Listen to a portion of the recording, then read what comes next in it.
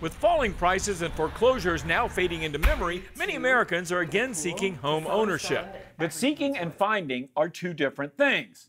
Here's a question I got from a viewer that'll show you what I mean. Do you think a house that's $110,000 is too much for a person making $34,000 a year? I currently have $10,000 saved for closing costs and down payment.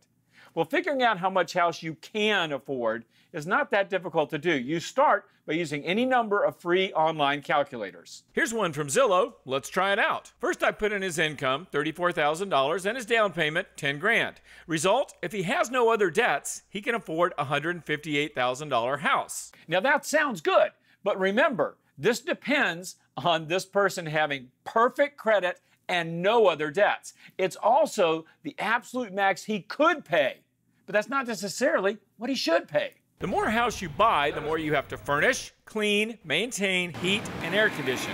Don't buy what you can afford, buy what you can comfortably afford. And never base your budget solely on what some calculator or real estate agent tells you to spend. Priced out of the market? Then consider other options. For example, you can lease a house with an option to buy it. You could save up a bigger down payment. You could buy a fix-up. You could do what I did with my first 2 houses, go in with friends. Bottom line is, when it comes to real estate, you can substitute imagination for money. So if you want to know how much home you can afford, start with a calculator, but don't end there. Want to learn more about the right way to buy a house? Go to moneytalksnews.com and do a search for real estate. For Money Talks News, I'm Stacey Johnson.